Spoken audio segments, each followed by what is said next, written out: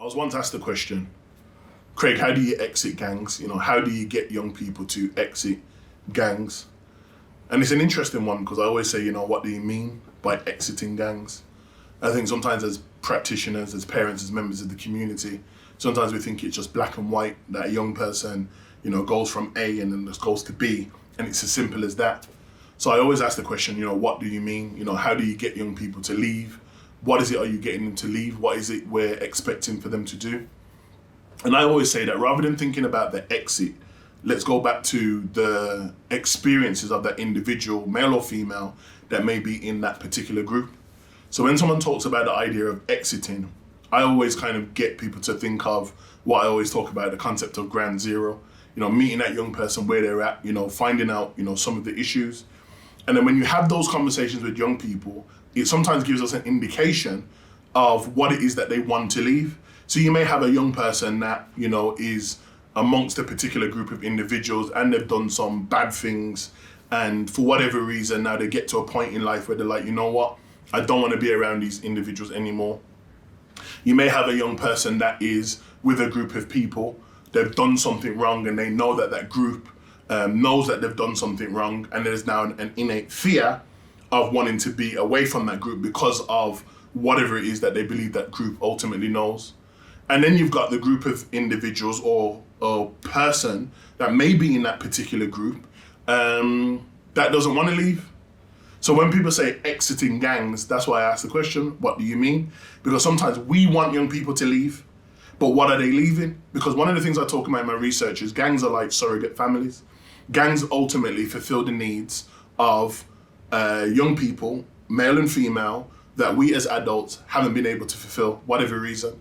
And when we talk about things like safety, when we talk about things like money and finance, which are the things that I always say that we don't talk about enough anymore as adults, and just think in the education system, we don't talk about finance anymore. We don't talk about the role of capitalism. We don't talk about consumerism. We don't talk about financial literacy. So when young people are in a climate where Gucci, Fendi, Dior, Adidas, Nike, Sony, and all of these games are kind of projected in an advertisement way to young people, when they're saying that they want the money to be able to do so, but they're living in an environment where they can't afford it, how are we expecting young people to exit a particular behavior or a lifestyle when they potentially live in an environment where they've been told these are the things that you need in order to be successful, to be seen, to be heard? And as a consequence of that, you have individuals that are involved in criminal organizations or criminal mindsets that, exploit that fact, and they coerce, they inspire, they motivate young people, whether that's via social media or through just their expressions visibly within their communities. And young people ultimately want that. So that's a need that oftentimes is not fulfilled by the wider conversation as it relates to our society. So when we're talking about young people that we want to exit that, then what we need to be thinking about is, number one, what category of young people or person are you talking to in regards to exiting? Because if it's an individual that says, listen, I'm with this group and I don't want to be with them no more, versus the young person that says, I don't want to hang around with them because I'm worried, the intervention's going to be different. But one of the things that I talk about within my work is phasing out. How do we get a young person to get from A to C without having to worry about B? And I think that is the concern that a lot of young people have. They think that by leaving the gang straight away, or the group that they believe is involved in whatever, that there's going to be a consequence. And there will be a consequence depending on how you leave the group. So when I talk about the concept of phasing out within my work, I talk about how do we get somebody through a particular phase whereby step by step, giving them practical ideas, practical solutions, how they can move away from that group, being busy where there's no level of disrespect, and that group then don't look at you as an individual that just woke up one morning and you've just left us. Because if you think about human interaction, if you had a friend and you woke up the following morning and stopped talking to them, you're going to be thinking, wait, you done something wrong? Like, why is that person now moving a certain way? And these are the questions that people ask you. What, now do you think you're better than me? Like, what, because you got a job now and you're looking down on me? And these conversations happen even when you're talking about human interaction between adults. So in terms of young people, that is also the concern. So when we're talking about phasing out, exiting at that level, it's also about what are those practical steps. But I think there's a deeper level of conversation, which is honesty.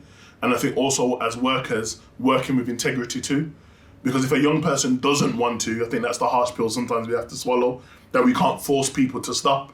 You know, and I always say that the work that we do, especially for those that are youth work is on the basis of voluntary.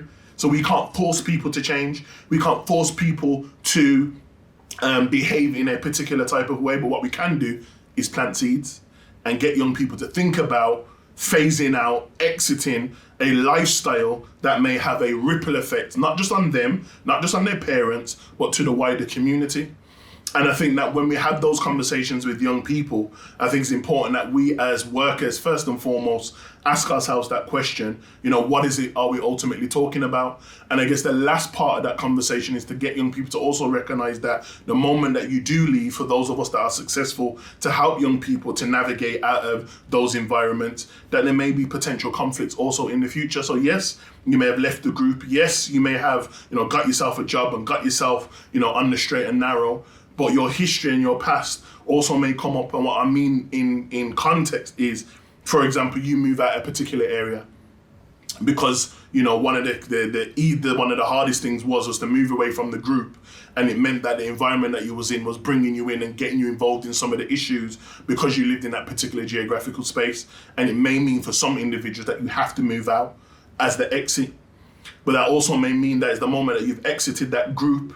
From a geographical perspective, there's also that level of when you're out and about that your old ops, your old enemies may see you and may also want a problem with you. So your history and your past still precedes. And I think it's important that we have those kind of deep conversations.